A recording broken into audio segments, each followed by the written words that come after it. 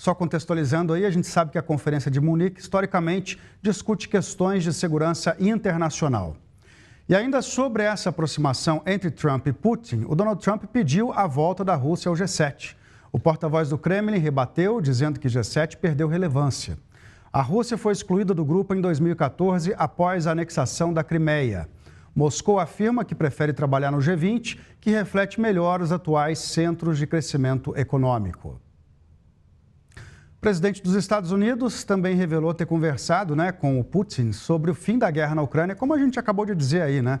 A gente vai conversar um pouco mais sobre tudo isso agora com o nosso convidado, que é o professor de História Contemporânea da USP e especialista em Rússia, Ângelo Segrilo. Boa tarde, Ângelo. Seja muito bem-vindo aqui ao Real Time. Boa tarde, Marcelo. Boa tarde, telespectadores.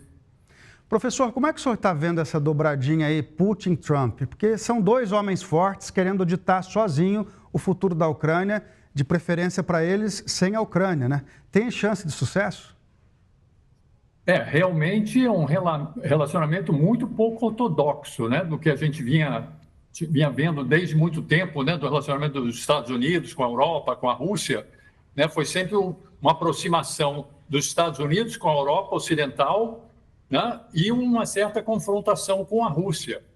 No entanto, esses dois líderes parecem ter alguma forma de relacionamento mais próximo. Eu imagino que seja muito porque são líderes, de uma certa maneira, que nós podemos dizer, de uma certa extrema-direita mundial, né? Tanto o Trump quanto o Putin, né, estão ligados muito a partidos de extrema-direita pela Europa e em outros continentes. Então, eu acho que isso criou um elo entre eles e o Trump agora está tomando essas medidas pouco ortodoxas de tentar resolver diretamente com Putin, deixando de lado a Europa Ocidental e a própria Ucrânia, né? Então, isso é uma mudança muito grande de paradigma.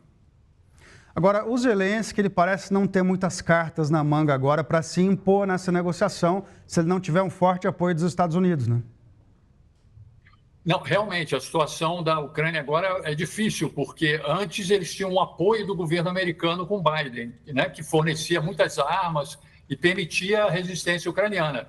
E o Trump disse que não vai continuar esse financiamento, assim, pelo menos de graça, né, porque ele já aventou uma outra possibilidade, de que a Ucrânia pague para esse fornecimento de armas, etc., com minerais, terras raras, né, que existem na Ucrânia.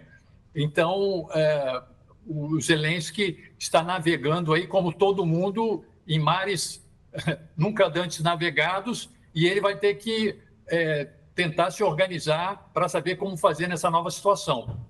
O Trump transformou aí uma postura americana, que era não deixar a Rússia expandir as suas ambições imperiais aí pela Europa, numa questão que me parece agora meramente aí mercantil, né? Você me paga que eu te ajudo. Eu acho que existe esse lado do Trump, né, como negociador, etc., e mais pelo lado comercial mesmo, mas eu acho também que há um outro lado geopolítico. Existe uma corrente nos Estados Unidos.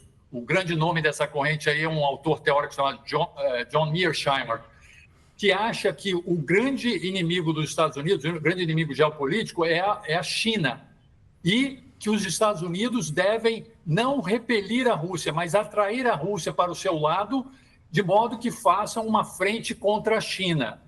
E parece que o Trump vai caminhar por esse lado aí. Como é que a Europa pode forçar uma participação nessa mesa de negociação? A Europa não é fraca como a Ucrânia é isoladamente ali, né? Não, exatamente. O que eu acho que agora está ficando claro à Europa, que com a mudança da liderança nos Estados Unidos, a Europa agora tem que criar mecanismos próprios, até independentes da OTAN, de defesa dela mesma.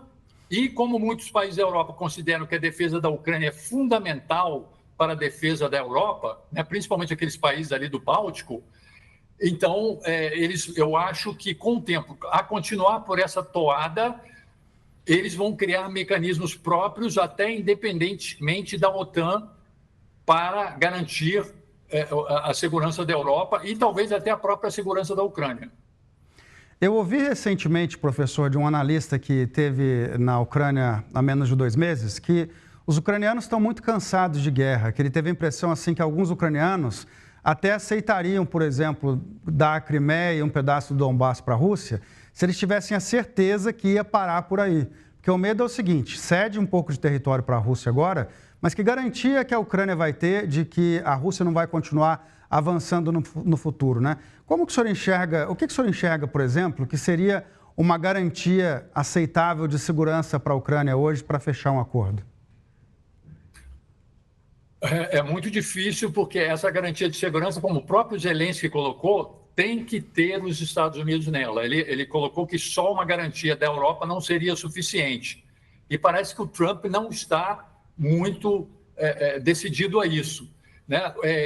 Nós estamos tendo a conferência de Munique hoje de segurança, né, que você mencionou, tá? Hoje, amanhã e depois da manhã, e acho que a gente tem que lembrar episódios históricos, o famoso Acordo de Munique, né, em 1938, quando a Inglaterra e a França aceitaram dar a região dos Sudetos, que era da Tchecoslováquia, para a Alemanha, né? A região dos Sudetos era uma região que tinha muitos alemães étnicos, e eles aceitaram que a Alemanha tomasse isso da Tchecoslováquia, acreditando na promessa de Hitler de que não pararia por ali, não expandiria mais, pois já teria todas as regiões com alemães.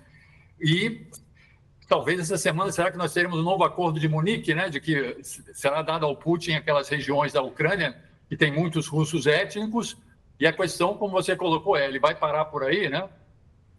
O senhor falando nisso, assim, a gente até de arrepiar, né, professor? Porque assim, a desculpa é a mesma, né? Falava-se de alemães étnicos e agora russos étnicos. Pois não. É uma coisa que é fundamental, que aqui no Brasil, inclusive, nos países ocidentais gerais a gente não entende muito. A Rússia, a Ucrânia, aqueles países da Europa Oriental são estados multinacionais. A nacionalidade de uma pessoa lá não é como no Brasil, nos países ocidentais. A nacionalidade aqui é pelo chamado ius soli, direito do soli. Nasceu no Brasil, é brasileiro, né?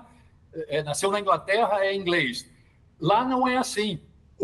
A nacionalidade de uma pessoa é determinada pelo chamado ius sanguinis, direito do sangue. Ou seja, a sua nacionalidade é a nacionalidade do seu pai ou da sua mãe. E não tem nada a ver com o local que você nasce. Então, isso gera os chamados estados multinacionais, um estado com muitas nações, muitas nacionalidades diferentes dentro dela.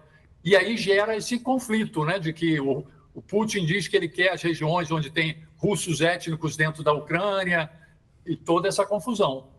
Agora, isso é complicado, porque a gente sabe que durante a União Soviética houve um incentivo para que russos étnicos migrassem para os países que faziam parte da União Soviética. Então, você tem uma grande população russa hoje no Cazaquistão, na Geórgia, em vários países aí que formavam a União Soviética. Isso era uma política de Estado, né? E se você for reivindicar que a Rússia tenha território em todos esses lugares, vai ser uma expansão sem fim aí, né? Bom, como professor de história, eu até admiro o seu conhecimento histórico, porque realmente foi isso que aconteceu na União Soviética, até para ter um domínio dos russos sobre aquelas todas as regiões, Geórgia, Azerbaijão, etc., eles estimularam muito a imigração de russos étnicos para as outras repúblicas, de modo que se aumentasse o número de russos étnicos naquelas repúblicas, e aí tivessem representantes lá. E realmente isso criou um grande problema, porque aumentou muito o número de russos étnicos na Ucrânia, não só na Ucrânia, nos países do Báltico, isso foi um problema. E, como você colocou, isso criou problemas políticos posteriormente, principalmente dentro desse conceito de ius sanguinis, né? Direito do sangue de determinação da nacionalidade. Agora, o senhor acha que essa mentalidade imperial do Putin, né, de querer reviver aquela Rússia grande, né, ele conseguiu incutir isso na população russa hoje de uma maneira preocupante? Olha, nesse sentido, eu estudei na Rússia há muitos anos, fiz minha formação acadêmica lá, né? E isso aí não é só do Putin, tá? A Rússia, ela tem dentro dela muito essa coisa de grande potência, né? Na língua russa chama Держава, grande potência.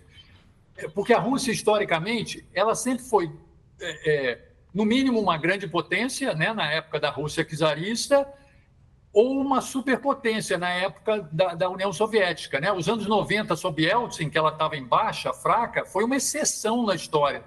Então, os russos sempre se viram como uma grande potência. Para eles é muito difícil se imaginar ser, por exemplo, como nós brasileiros, né? Nós somos uma potência regional, né? Nós nunca almejamos ser uma superpotência mundial.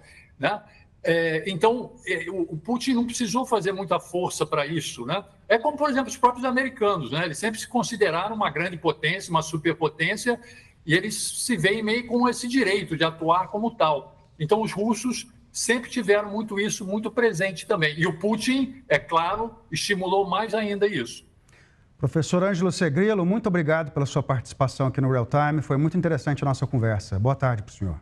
Sou eu que agradeço. Uma boa tarde a todos.